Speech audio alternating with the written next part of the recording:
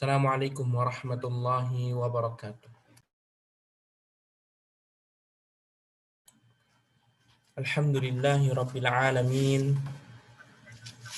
Wassalatu wassalamu ala asyrafil anbiya'i wal mursalin.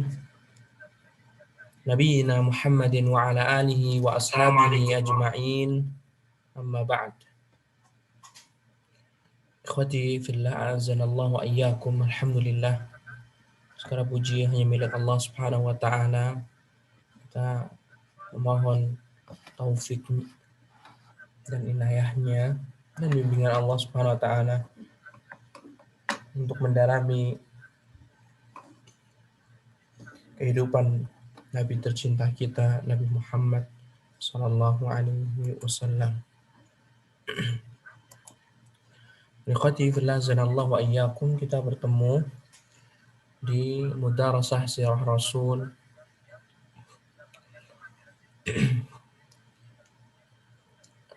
menggunakan kitab Mukhtasar Sirah Rasul Sallallahu Alaihi Wasallam.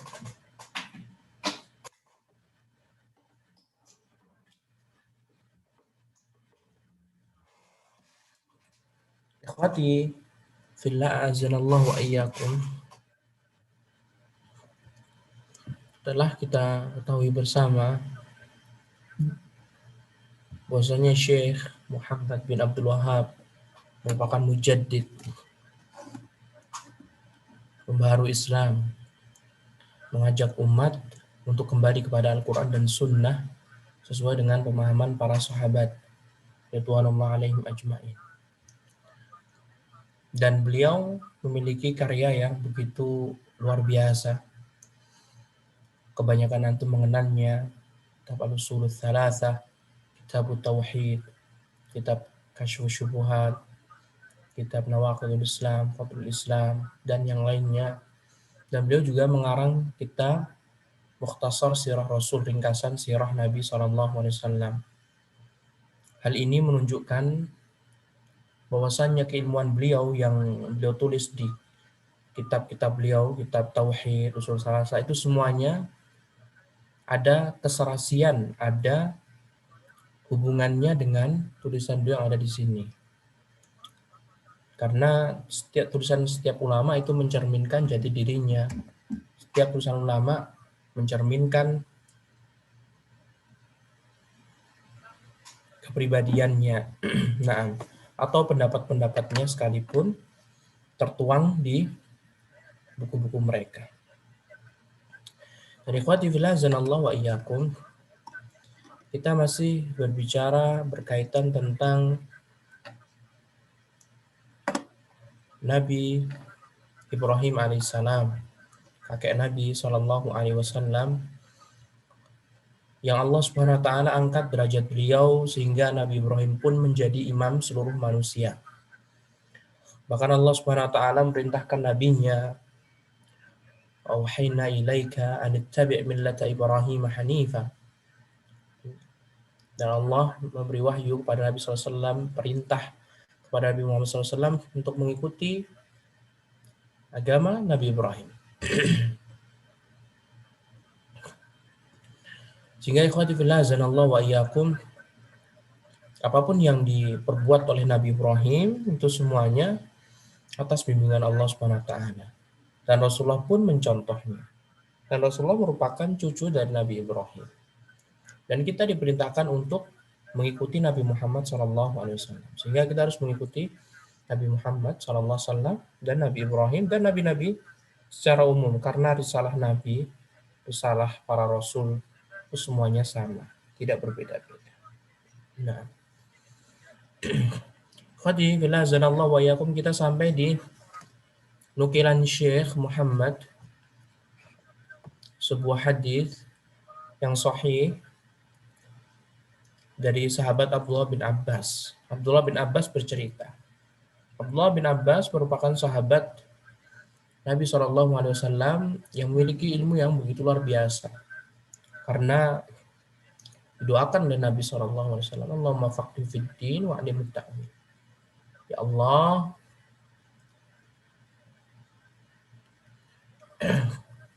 jadikanlah Abdullah bin Abbas ini faham agama dan ajarilah dia tafsir. Akhirnya Abdullah bin Abbas pun menjadi seorang ahli tafsir dan ulama secara umum. Abdullah bin Abbas radhiyallahu anhuma menceritakan, ketika di antara Ibrahim dan istrinya terdapat masalah perihal kecemburuan Sarah terhadap Hajar, Ibrahim pun pergi bersama Ismail dan ibunya, Hajar. Menurut pendapat Syekh, bahwasanya Hajar adalah budak. Ini pendapat yang dikuatkan ulama belakangan seperti Al-Mansuri, seperti juga Syekh Sofi Rahman Al-Mubarakfuri. Hajar adalah putri atau orang merdeka. Ia membawa geriba, membawa kantong air yang terbuat dari kulit. Ibu Ismail minum dari geriba itu sehingga memancarlah air susunya, lalu disusuinya putranya. Demikian juga memasuki Mekah. Demikian sampai masuki Mekah. Dan perjalanan dari Palestina, Nabi Ibrahim tepatnya di Palestina atau Syam, sampai di Mekah membutuhkan waktu 1 bulan lamanya. Terutama ini membawa bayi. Kalau membawa unta, kuda mungkin bisa lebih cepat. Ibu Ismail minum dari geriba itu sehingga memancarlah air susunya, lalu disusuinya putranya Ismail. Demikian sampai masuki Mekah. Ibrahim menempatkan keluarganya di bawah sebatang pohon besar di atas kelak Zam-Zam di masjid, di dalam masjid. Intinya di sebuah tempat. Dauhah itu bisa diartikan pohon besar atau kemah. Dibuatkan kemah sama Nabi Ibrahim. Atau bisa jadi haudaj atau sekedup yang biasanya dipakai buat onta. Wanita yang itu bisa istirahat di dalamnya, buka jilbab, bukain dan itu. Nah, intinya terhindar dari panasnya terik matahari. Ya kali masa Nabi Ibrahim membawa putranya masih kecil dari Syam ke Mekah berjalan 1 bulan nggak pakai penutup haudaj tadi. Nah, intinya ditaruh di situ. Karena kenapa kok ada pohon? Karena Nabi Ibrahim pun mengatakan, Inni askantu min dzurriyyati biwadin ghairi dzi zar'in. Ya Allah, sungguhnya aku telah meninggalkan keturunanku, Ismail, dan istriku di sebuah tempat, sebuah lembah yang tidak ada sama sekali pohon. Masa ditaruh di mana? Masa di pohon hidup tiba-tiba padang pasir tiba-tiba ada 1 pohon besar? Kan tidak mungkin.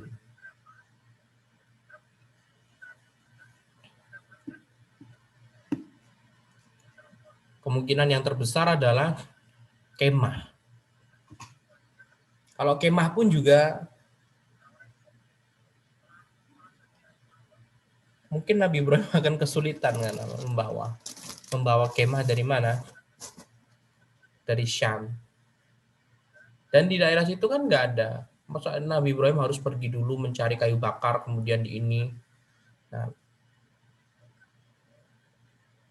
yang mungkin yang lebih bisa dimasuk akal adalah kayak tadi sekedup, tinggal ditaruhkan, yang buat onta udah taruh di bawah, dah tempat tinggal di situ ya, sejenis kayak kemah gitu nanti jadinya.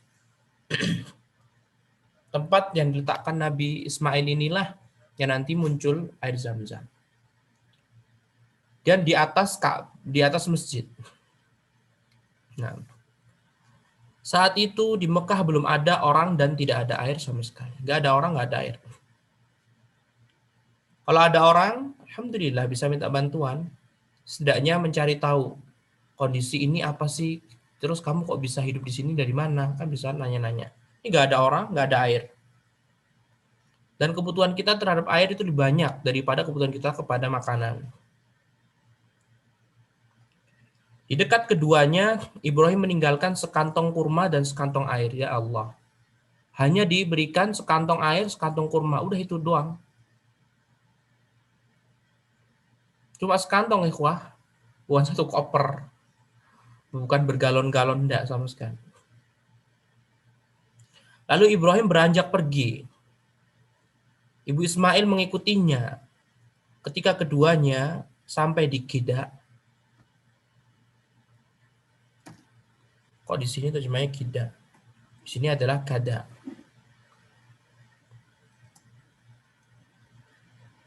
Kada adalah disebutkan di sini footnote-nya. Qala al-Hafidz fil Fath berkata Ibnu Hajar dalam Fathul Bari bi fathil kafi mamdudan kada. Huwal mawdi'ul ladzi dakhala minhu Nabi sallallahu alaihi wasallam Makkah fi hajjatil wada'.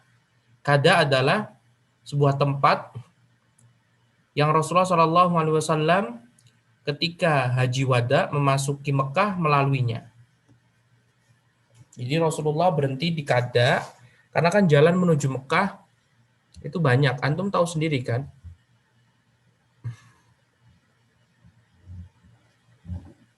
Ada nggak yang di peta nih?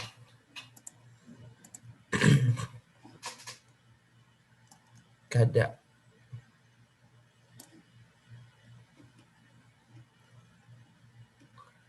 Kada mana?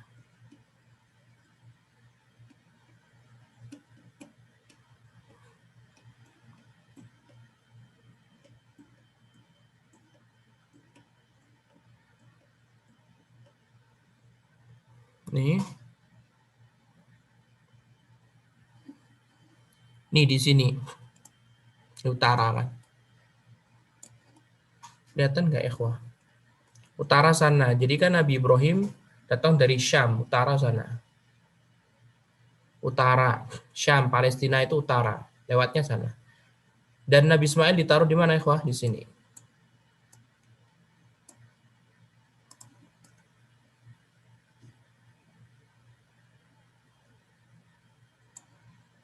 Nabi Ismail ditaruh di sini.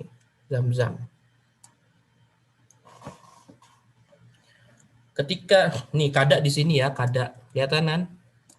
Nah, jadi jalan sana tuh.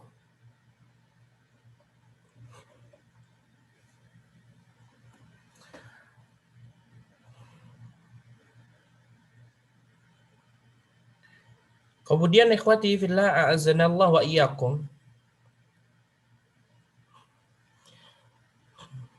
Ketika keduanya sampai di Kida, Ibu Ismail memanggilnya dari belakang. Wahai Ibrahim, kemana engkau hendak pergi? Sementara engkau tinggalkan kami di lembah tak berpenghuni dan tidak ada apa-apa. Ini. Ibu Ismail mengulanginya beberapa kali, namun Ibrahim tak juga menyahut. Nabi Ibrahim tidak menyambut, tidak menjawab. Biasa kan nama perempuan kan butuh kejelasan, kepastian dong.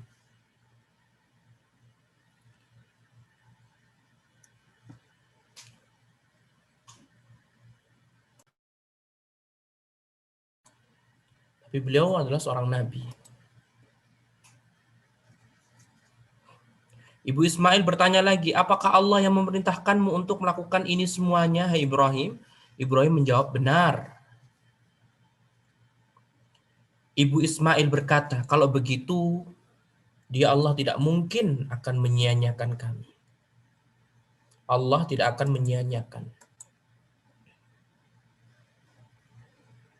Difahamin tuh?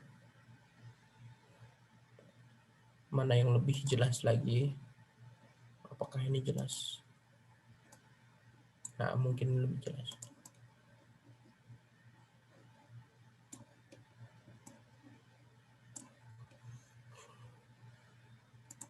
Ini kada nih, kada. Nabi Ismail di sini.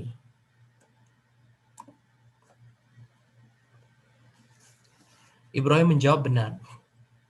Hajar pun berkata, kalau begitu dia Allah tidak mungkin akan menyia-nyiakan kami. Menunjukkan bahwasanya Hajar masuk Islam.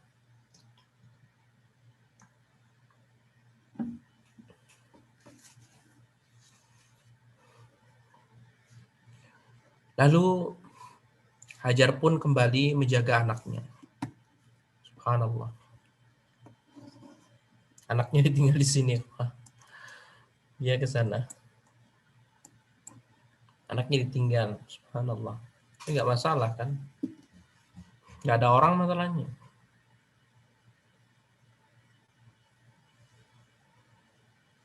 Sedangkan Ibrahim terus berjalan meninggalkan mereka berdua.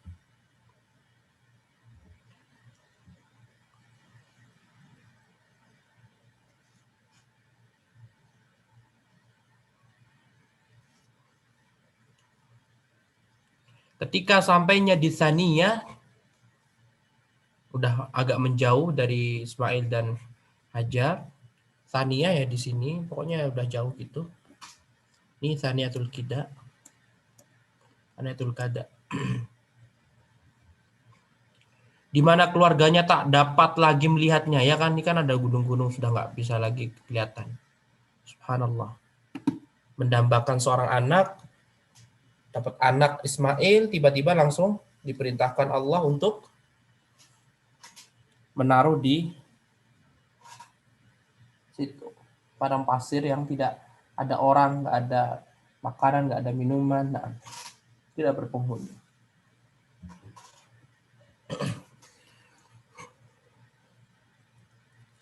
Ibu Ismail, ketika sampai di Thaniyah, di mana keluarganya tak dapat lagi melihatnya, Ibrahim menghadapkan wajahnya ke arah Baitullah. Walaupun tertutup gunung, tapi Ibrahim sudah tahu.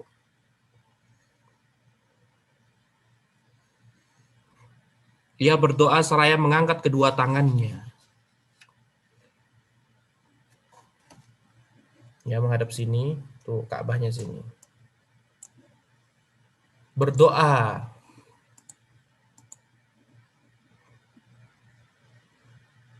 Rabbana inni askantu min dzurriyyati biwadin ghairi dzi zar'in 'inda baitikal muharram. Rabbana liyuqimus shalah. Faj'al af'idatan minan nasi tahwi ilaihim warzuqhum minas tsamarati la'allahum yashkurun.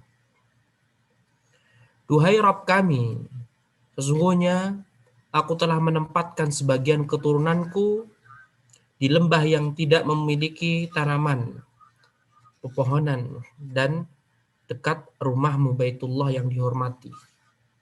Mengisyaratkan Nabi Ibrahim sudah diberitahu oleh Allah kelak di tempat Hajar dan Ismail itu akan dibangun Ka'bah. Tetapi Nabi Ibrahim tidak memberitahukan apa? Hajar bahwasanya nanti akan banyak orang di situ. Mengisyaratkan Nabi Ibrahim ini kepingin Hajar tuh betul-betul bertawakal kepada Allah Subhanahu wa taala, melatih istrinya untuk betul-betul kembali kepada Allah. Rabbana liyuqimus shalah. Ya Rabb kami, demikian itu agar mereka mendirikan sholat. Mengisyaratkan bahwa Nabi Ibrahim ini melaksanakan sholat. Nabi Muhammad sholat, Nabi Ibrahim juga sholat, Nabi Musa sholat, semua Nabi itu sholat. Rukun Islam semua Nabi itu sama. Tata caranya lah yang berbeda. Faj'al af'idatan minan nasi tahwi ilaihim warzuqhum minas tsamarat la'allahum yashkurun. Maka jadikanlah hati sebagian manusia cenderung kepada mereka dan berilah mereka rezeki berupa buah-buahan. Mudah-mudahan mereka bersyukur. Nabi Ibrahim pun berdoa kepada Allah, ya Allah, jadikan tempat Ka'bah nanti yang akan dibangun tempat orang-orang mencintainya. Jadi manusia itu cinta kepada Ka'bah. Kaum muslimin cinta. Bahkan antum tidak mendapati sebuah tempat yang didatangi banyak orang kecuali di Ka'bah. Nggak ada yang bisa menandinginya. Sebelum Covid, antum bisa menyaksikannya. Nggak ada sebuah tempat yang bisa mendatangkan turis setiap harinya lebih banyak daripada Ka'bah. Dan mengisyaratkan doa Nabi Ibrahim dikabulkan. Kemudian Nabi Ibrahim juga berdoa warzuqhum minas samarat. Dan berikanlah rizki buah-buahan la'allahum yashkurun, agar mereka bersyukur ya Allah. Berikanlah rezeki buah-buahan agar mereka bersyukur.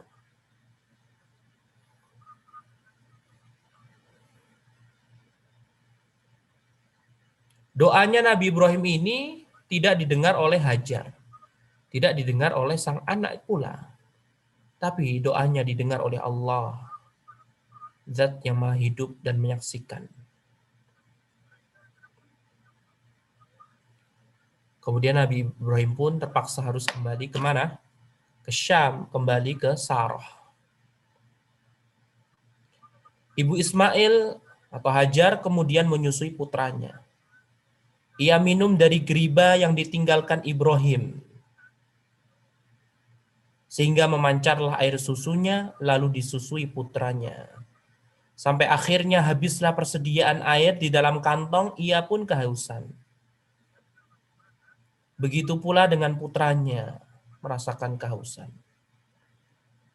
Hajar pun memandangi putranya dengan penuh rasa khawatir, karena anak kecil.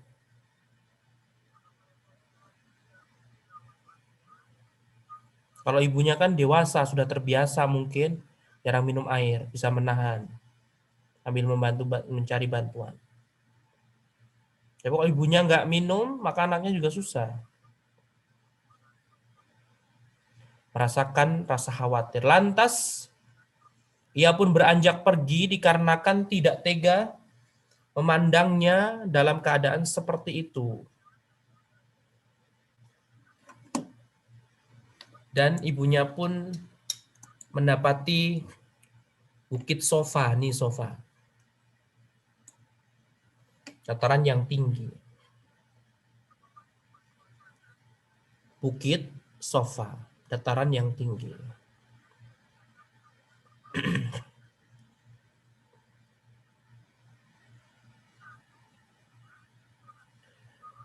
Bukit yang terdekat. Ya, kalau dibanding memang dari Zamzam, dari tempatnya Nabi Ismail ke Sofa itu lebih dekat daripada harus pergi ke Jabal Marwa, itu loh, Bukit Marwa. Dia hanya bukit ya ikhwah, bukan gunung. Kalau gunung tuh Jabalul Khandamah sama Jabalu Wa'iqi'an.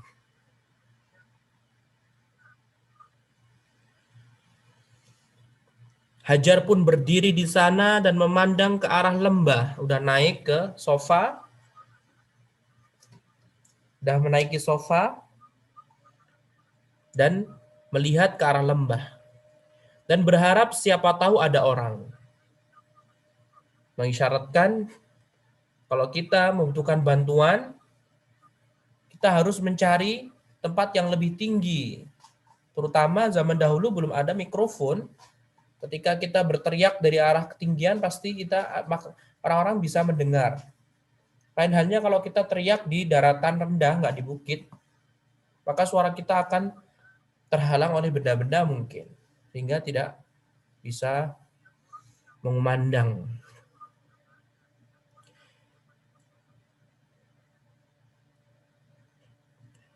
Akan tetapi ia tidak mendapati seorang pun. Ia pun turun dari Sofa, hingga ketika ia sampai di lembah,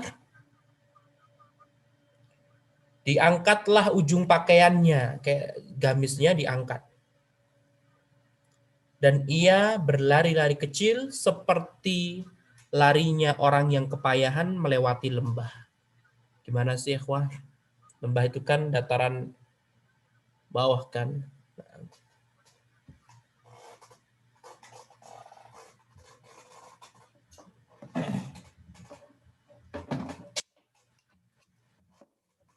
Betul-betul harus ini jauh lari. Subhanallah.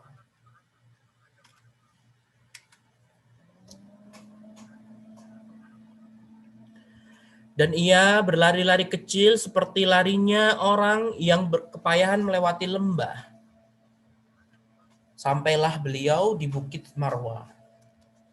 Dari Safa ke Marwah dihitung 1 kali ya ikhwah. Ia pun berdiri di sana tinggi.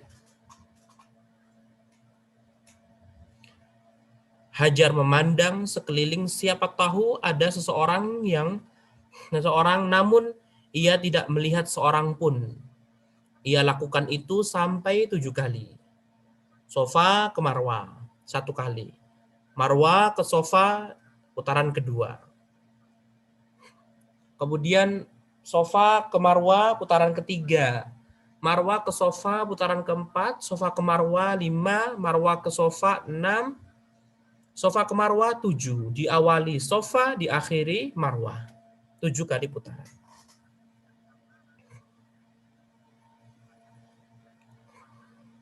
Ibnu Abbas memenggal kisahnya seraya berkata, Nabi SAW bersabda, itulah sejarah sa'i. Orang-orang yang menunaikan haji berlari-lari kecil antara keduanya. Jadi sejarah sa'i, kenapa kok sa'i ini dilakukan ikhwah?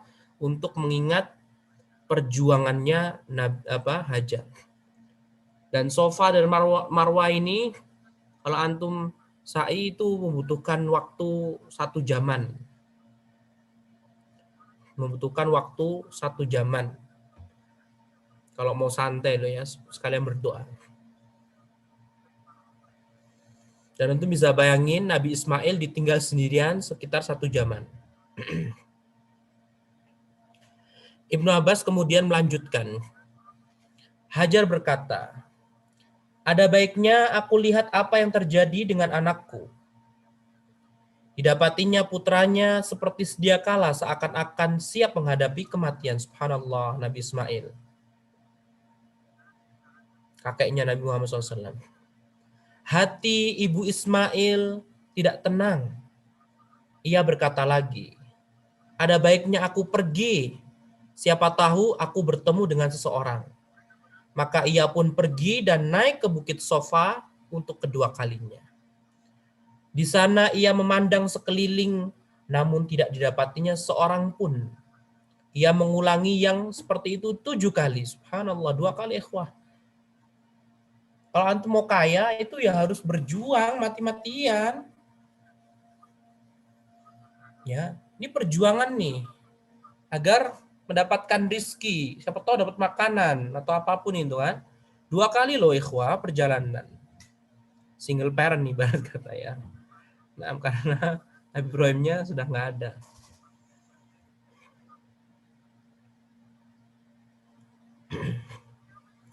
Lalu ia berkata, udah nih, udah 2 kali, udah capek. Bukan capek sih, keinget anaknya. Udah 1 jaman lebih. Kalau sekarang 1 jam. Tapi kan kalau dulu kan belum naik ke bukitnya, kemudian turunnya, wah itu luar biasa.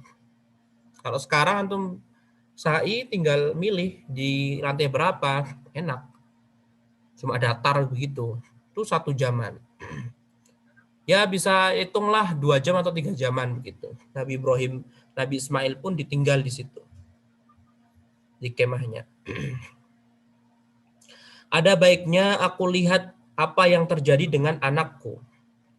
Sesampai di dekat putranya, tiba-tiba ia mendengar suara. Segera ia berteriak, tolong berilah air. Karena Nabi Ismail masih kecil. Sedangkan air asin dihasilkan dari air minumnya ibu. Tolong berilah air. Jika Anda punya kebaikan, ya telah meminta ikhwan. Kalau kepepet meminta nggak masalah. Tapi kalau tidak kepepet, jangan minta-minta. Berilah air. Jika Anda memiliki kebaikan, merayu. Ternyata suara itu adalah malaikat Jibril. Subhanallah. Jibril mengucapkan kalimat Ibu Ismail kepada bumi, sehingga air pun memancar. Ibu Ismail mendekat dan menggali tempat keluarnya air.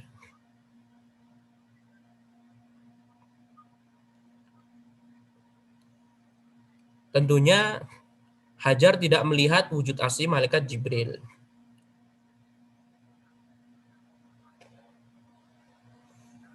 Suara saja. Tiba-tiba keluarlah air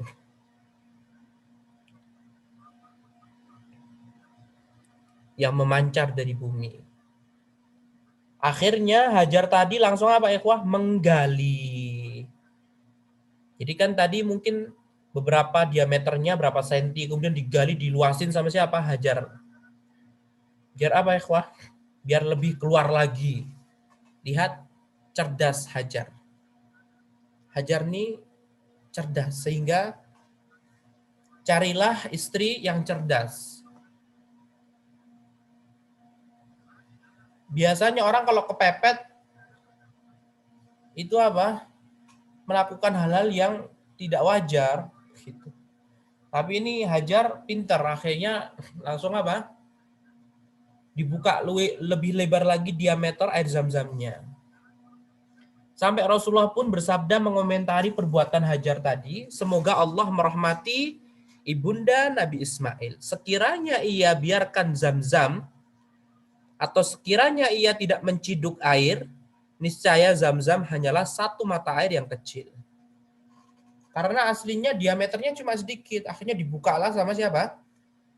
Sama si Hajar tadi, berarti lebih besar lagi keluarnya. Kemudian juga memberi apa? Kayak batasan begitu.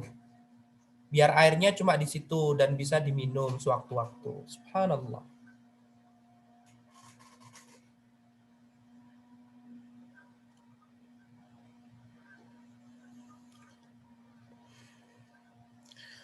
Hajar menciduki air dan dimasukkannya ke dalam geriba atau kantong air tadi terbuat dari kulit. Pakainya gelas ya, ikhwah. Pakainya gelas, bukan pakai tangan.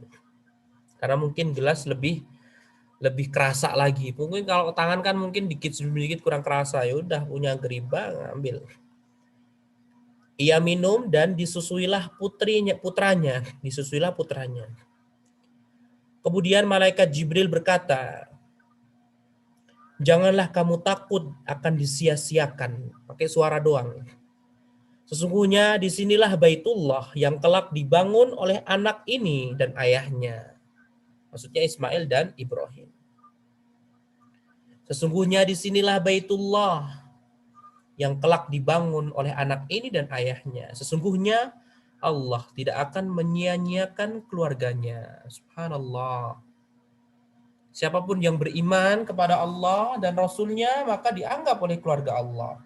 Kalau sudah dianggap oleh keluarga Allah Subhanahu wa taala, maka Allah pun tidak akan pernah menyia-nyiakannya. Baitullah waktu itu adalah tanah yang sedikit lebih tinggi. Nah, ini loh Baitullah itu Nino Ka'bah. Kurang besar lagi, ini tak besarin.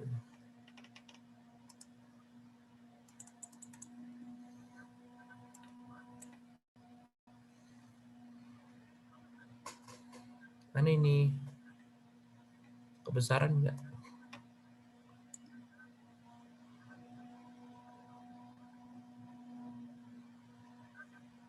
Nah, nih Ka'bah nih.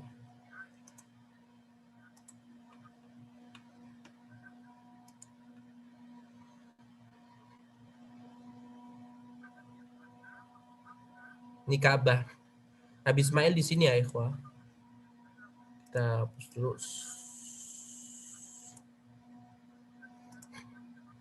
Air Zam-Zam sebelah timurnya Ka'bah. Ini air Zam-Zam. Nabi Ismail di sini posisinya.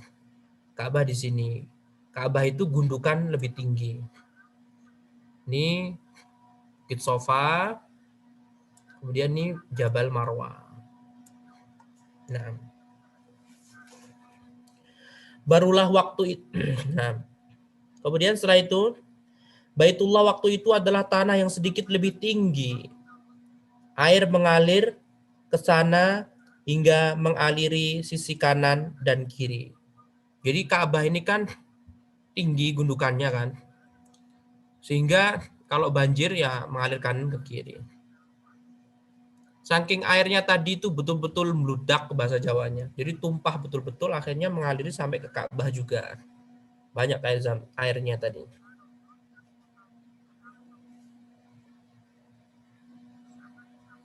Yang demikian itu berjalan sampai sekelompok orang suku Jurhum lewat. Dari mana? Arah timur. Ini loh timur nih kayak lorong sini, lewatnya nanti sini, suku Jurhum. Timur, selatan. Nah, arah Yaman itu.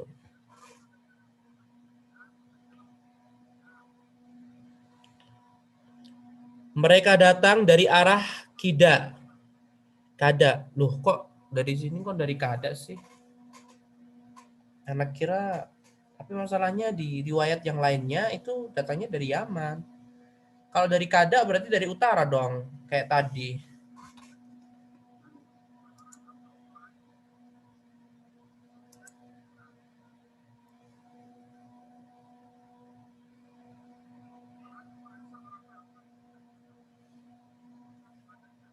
Mana Jurhum?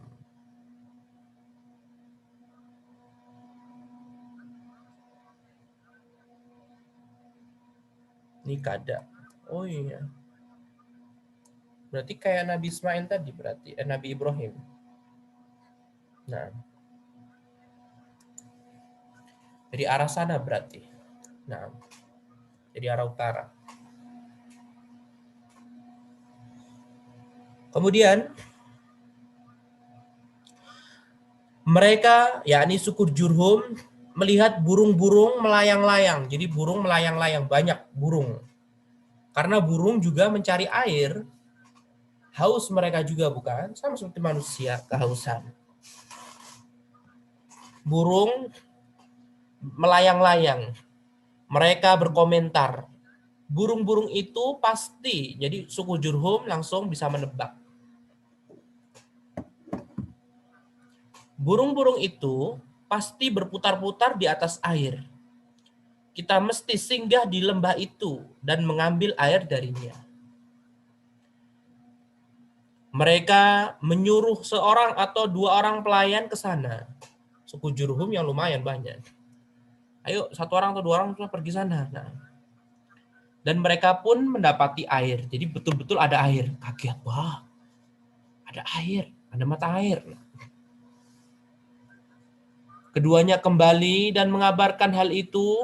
Lalu mereka semuanya bersama-sama datang. Mendatangi siapa? Nabi Ismail dan Hajar.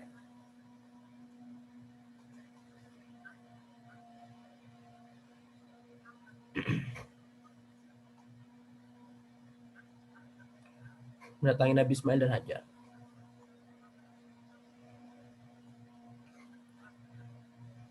Kepada Hajar, suku Jurhum pun mengatakan, apakah engkau izinkan kami singgah di sini? Kata suku Jurhum.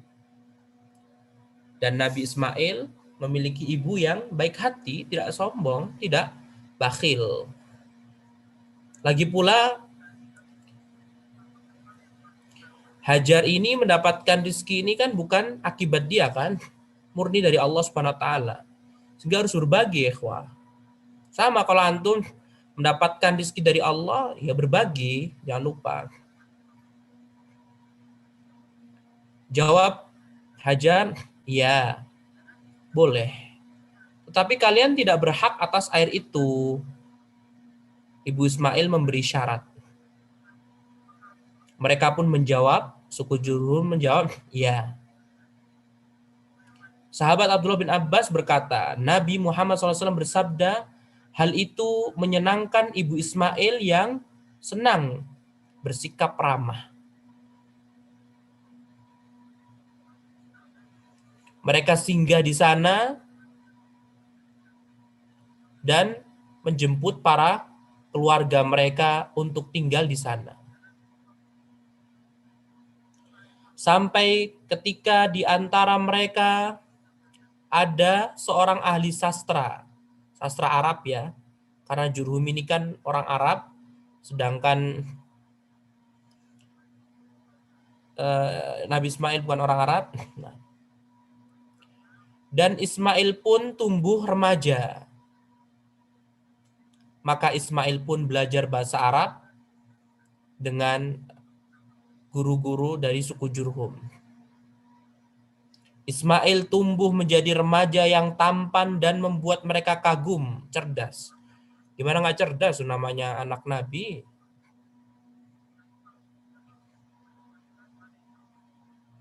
Ismail tumbuh remaja yang tampan dan membuat mereka kagum. Suku Jurhum pun kagum. Setelah cukup umur, mereka menikahkan Ismail dengan salah seorang wanita dari suku Jurhum. Dan ibu Ismail pun meninggal. Hajar meninggal dunia.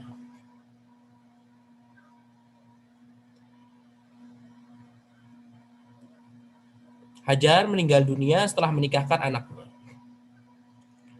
Kemudian Ibrahim datang pasca pernikahan Ismail untuk melihat keadaan orang-orang yang ditinggalkan. Ia tidak mendapati Ismail, maka beliau pun bertanya kepada istri Ismail tentang keadaan suaminya. Berarti Syekh Muhammad bin Abdul Wahab tidak menyebutkan kisah disembelihnya Nabi Ismail. Langsung kisah ini. Karena udah nikah kan, sembelihnya Nabi Ismail itu belum nikah. Maka Nabi Ibrahim pun, jadi ia tidak mendapati Ismail, Nabi Ibrahim tidak ketemu Ismail. Maka Ibrahim pun bertanya kepada istri Ismail tentang keadaan suaminya. Wahai wanita itu pun menjawab, dia keluar mencari penghasilan untuk kami. Bekerja. Ya tehwa, seorang nabi harus bekerja. Seorang ustadz juga harus bekerja, tidak boleh meminta-minta.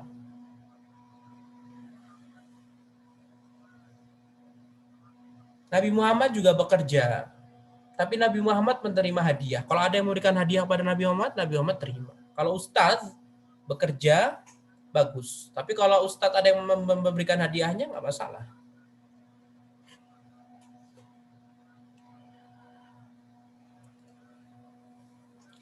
Apakah seorang datang, dia keluar mencari penghasilan untuk kami.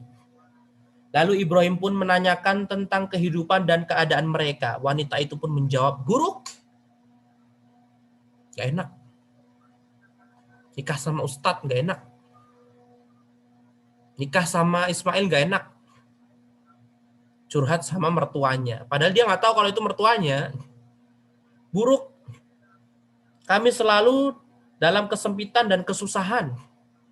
Selanjutnya wanita itu mengadu kepada Ibrahim. Ibrahim berpesan, jika suamimu tiba, maksudnya jika Ismail tiba, sampaikan salamku untuknya. Katakan kepadanya supaya mengganti palang pintunya. Dan Nabi Ismail pun, Nabi Ibrahim tidak ditanya namanya siapa, kakek gitu kan. Kan udah tua.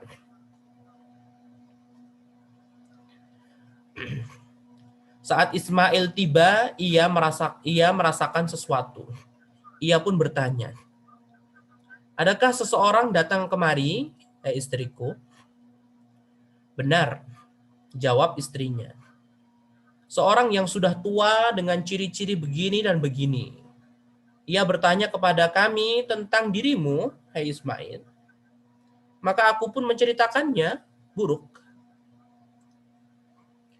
Ia juga menanyaiku tentang kehidupan kita dan aku menjawab bahwa kita dalam kepayahan dan kesulitan. Rizkinya dikit.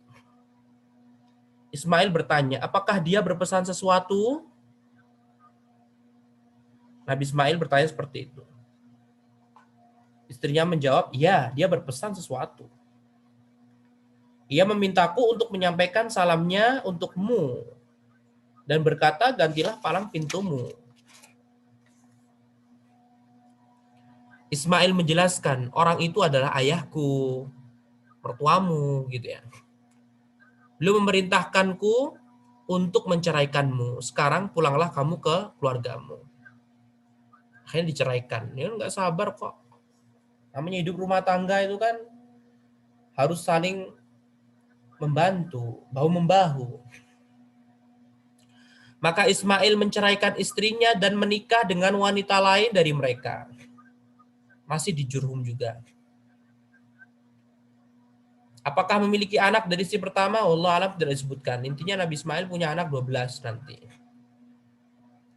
Ibrahim tak pernah menengok mereka untuk beberapa waktu sebagaimana dikehendaki oleh Allah. Ibrahim berkata kepada keluarganya, aku hendak menjenguk orang-orang yang aku tinggalkan. Perjalanannya apa? 1 bulan. Pergi dari Palestina ke Mekah 1 bulan. Pulang lagi ke Mekah 1 bulan. Pernah nggak antum berpikir, kenapa kok Nabi Ismail nggak yang mendatangi ayahnya? Kenapa Nabi Ismail nggak mendatangi ayahnya? Masa ayahnya yang datang? Padahal sudah tua loh. Perjalanan 1 bulan, pulang pergi. Pulang pergi 2 bulan. Jauh dari Palestina ke Mekah.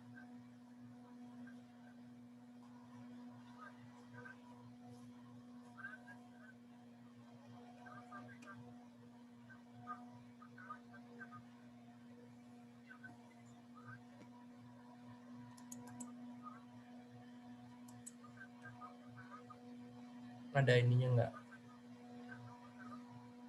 Petanya mana?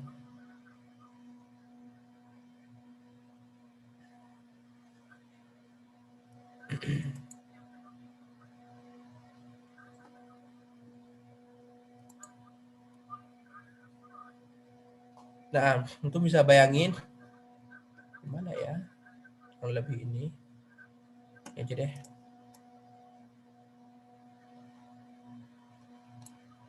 Nih. Mekah di sini. Palestina di sini. Tuh, lihat. Belum ada motor, belum ada kereta api, belum ada pesawat. 1 bulan pulang pergi, jadinya 2 bulan.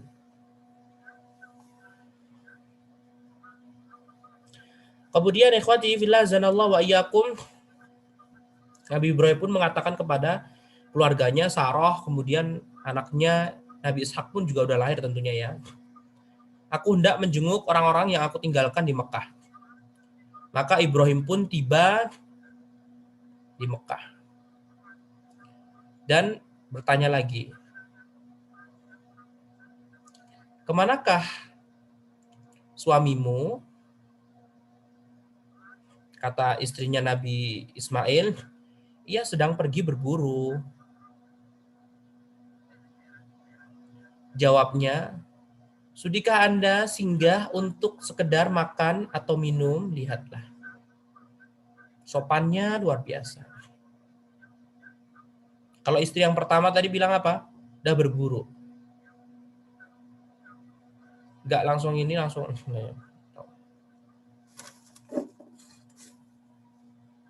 Langsung saja.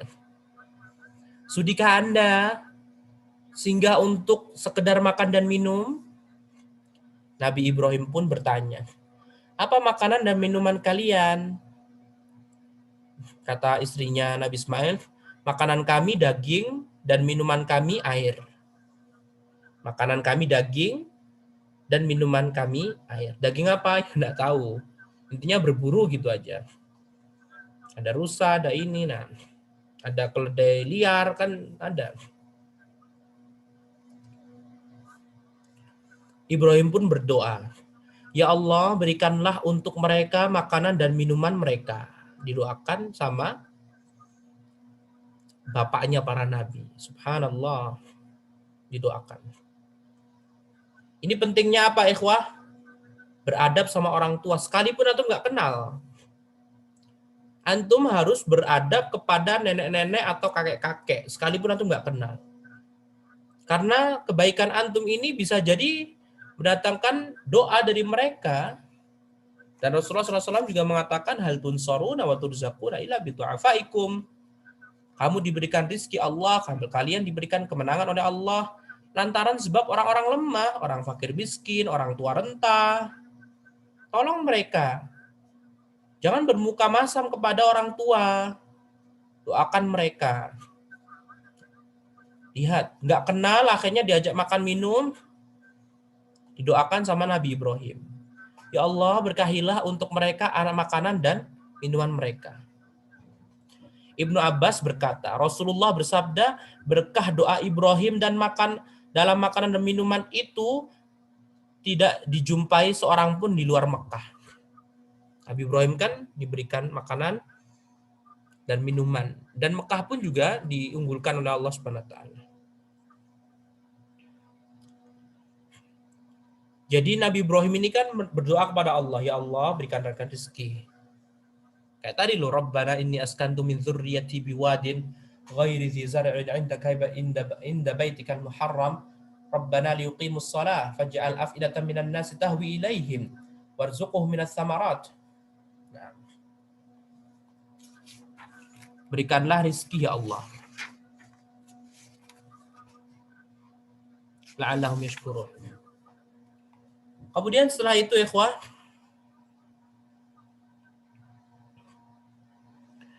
ya Allah berkailah untuk mereka makanan.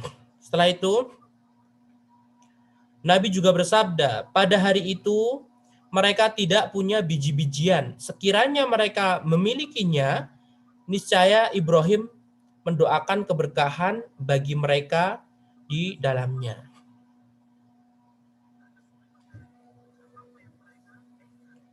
Jadi kalau antum perhatikan di Mekah itu memang luar biasa. Dagingnya itu banyak melimpah.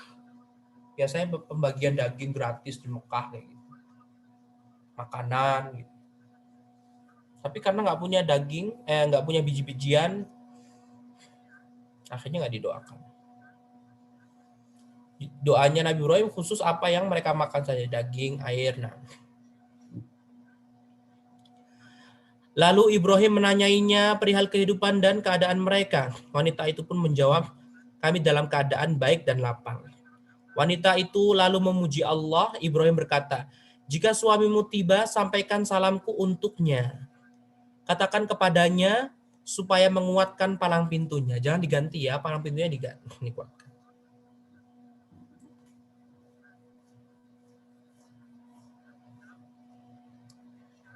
Nampaknya ikhwati fillah zanallahu wa iyyakum, Nabi Ismail ini beliau orang yang menjaga hubungan rumah tangga, jangan sampai tersebar. Nampaknya seperti itu. Jadi Nabi Ismail ini beliau nggak kuar-kuar. Saya ini loh sama istriku gini. Kenapa? Kalau seandainya Nabi Ismail ini kuar-kuar, kemudian istri yang pertama tadi kuar-kuar, pastinya istri yang kedua ini akan memahami langsung sekaligus. Oh, maksudnya berarti ini. Tapi buktinya apa? Datangnya Nabi Ibrahim tidak disebarkan oleh Nabi Ismail. Bahkan istri yang pertama pun juga tidak menyebarkan. Ibarat kata istri pertama udah, masa bodoh ngapain mikirin kayak gitu. Nggak mikirin begitu. Jadi memang di rumah tangga memang jangan sampai kesebar gitu loh. Kalau punya aib ya sudah. Kalau ada kejadian khusus buat antum jangan disebarin ke orang lain begitu.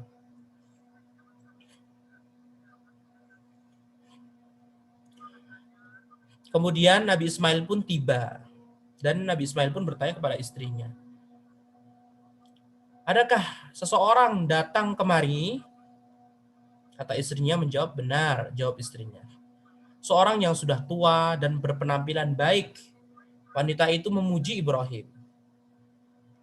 Ia bertanya kepadaku tentang dirimu, maka aku pun menceritakannya. Ia juga menanyaiku tentang kehidupan kita dan aku jawab bahwa kita baik-baik saja. Alhamdulillah baik-baik saja. Ismail bertanya, apakah dia berpesan sesuatu? Jawab istrinya, iya. Ia menitip salam untukmu dan memintamu untuk mengokohkan palang pintumu. Ismail menjelaskan, orang itu adalah ayahku dan palang pintu itu adalah dirimu. Beliau memerintahkanku untuk tidak menjadikanmu sebagai istriku. Ibrahim tak pernah menengok mereka untuk beberapa waktu sebagaimana diketahui oleh Allah. Ibrahim berkata kepada keluarganya yang ketiga kalinya, aku hendak menjenguk orang-orang yang aku tinggalkan di Mekah. Maka Ibrahim pun tiba, perjalanan 1 bulan lagi. Ibrahim bertemu dengan Ismail.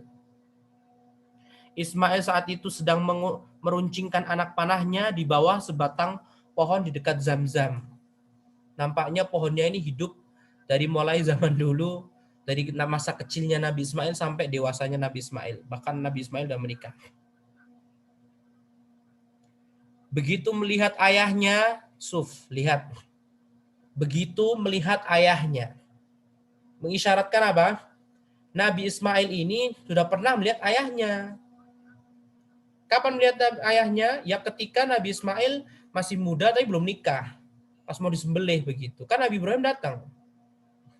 Tapi tidak disebutkan oleh Syekh Muhammad bin Abdul Wahab. Jadi Nabi Ibrahim bertemu dengan, atau Nabi Ibrahim berusaha ke Mekah, melakukan perjalanan ke Mekah itu sudah sebanyak 4 kali. Mau menyembelih Nabi Ismail, kemudian kedua, istri pertama, istri kedua, itu perjalanan kedua. Ketiga, baru ini perjalanan keempat.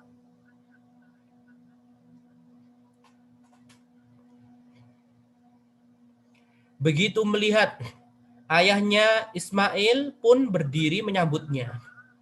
Keduanya pun melakukan apa yang dilakukan oleh seorang ayah kepada anaknya dan seorang anak kepada ayahnya. Berpelukan begitu, saling menangis, ya, haru. Kemudian Ibrahim berkata, wahai Ismail, sesungguhnya Allah memerintahkanku untuk melakukan satu hal, yaitu membangun sebuah rumah di sana. Ibrahim menunjuk tempat yang agak tinggi untuk dibangun sekelilingnya. Saat itulah kemudian membangun pondasi Baitullah Ka'bah. Ismail mengusung batu sementara Ibrahim membangunnya sampai ketika sudah cukup tinggi, Ibrahim membawa batu tersebut dan menempatkannya di sana. Ia berdiri di atasnya sambil terus membangun. Sementara Ismail mengelurkan batu dan keduanya berdoa, Rabbana taqabbal minna innaka antas sami'ul alim. Wahai Rabb kami, kabulkanlah dari kami, sesungguhnya Engkau maha mendengar lagi maha mengetahui. Sampai di sini hadis Ibnu Abbas berakhir. Hadisnya panjang sekali ya ikhwah.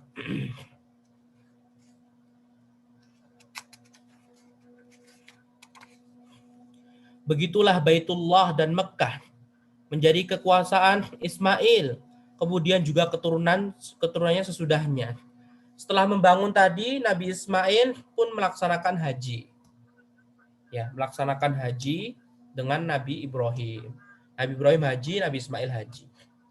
Apakah Nabi Ishak haji? Wallahu a'lam.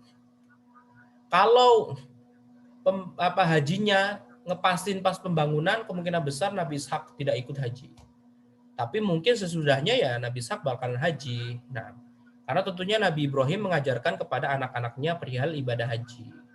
Nah, tapi apakah bertemu Nabi Ishak dan Nabi Ismail, kita tidak tahu. Butuh riwayat hadisnya. Nah. Baitullah dan Mekah menjadi kekuasaan Ismail. Ada 12 anaknya Nabi Ismail. Kemudian juga keturunannya sesudahnya. Keturunannya tersebar di Hijaz dan mereka berkembang biak. Mereka berada di di antara ajaran Islam, yaitu ajaran agama Ibrahim dan Ismail. Dari generasi ke generasi yang demikian itu sampai menjelang akhir dunia. Hiduplah di antara mereka Amr bin Luhai al-Khuzai. Nanti kita akan bahas. Amr bin Luhai al-Khuzai. Dialah orang yang pertama kali melakukan kemusyrikan dan mengubah agama Ibrahim. Kisahnya akan diceritakan di lembaran-lembaran berikutnya, insya Allah, itu kata Syekh Muhammad bin Abdul Wahab. Kemudian kata Syekh Muhammad bin Abdul Wahab, sedangkan Ishaq alaihi salam, beliau tinggal di Syam. Keturunannya adalah Bani Israel dan bangsa Romawi. Bani Israel dari Yakub. Bani Israel dari Yakub. Nah, kemudian bangsa Romawi ya karena keturunan Yakub menikah dengan Romawi begitu. Ayah Bani Israel adalah Yakub dan putranya Yakub putra Ishak. Yakub adalah Israel. Sedangkan ayah bangsa Romawi adalah Ais bin Ishak.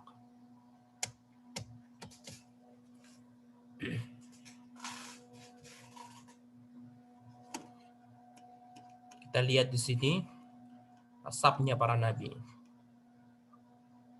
Lihat, Nabi Ishak memiliki putra Yakub. Dari Yakub keluarlah Bani Israel, bangsa Bani Israel. Ishak punya anak namanya Ais. Dari Ais ini keluarlah bangsa Romawi. Nah, Ais bin Ishak bin Ibrahim, bangsa Romawi. Di antara karomah yang Allah anugerahkan kepada Nabi Ibrahim alaihissalam adalah bahwa Allah tidak mengutus seorang nabi pun sesudahnya, melainkan dari keturunannya. Hal ini difirmankan oleh Allah Subhanahu wa taala dalam surah Al-Ankabut ayat ke-27.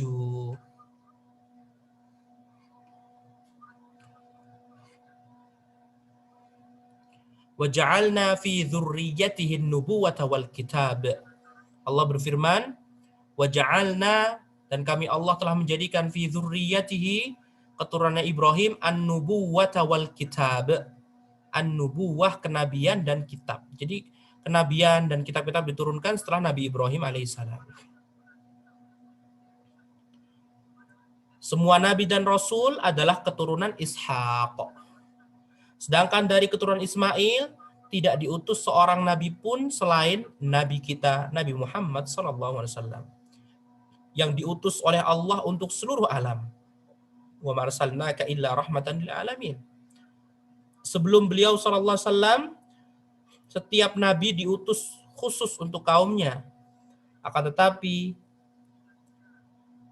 Allah pun mengutamakan Nabi Muhammad SAW atas para nabi yang lain dengan beberapa perkara secara seperti itu. Selesai ikhwah pembahasan sampai di sini. Insyaallah pada pertemuan akan datang kita akan membahas kejadian kok bisa keturunan Nabi Ismail ini menyembah patung. Nah, kita akan bahas pada pertemuan akan datang. Wallahu taala a'lam. Wabillahi taufiq wa sallallahu wasallam ala nabiyyina Muhammad wa ala alihi wa sahbihi wa sallama tasliman katsira. Wassalamualaikum warahmatullahi wabarakatuh.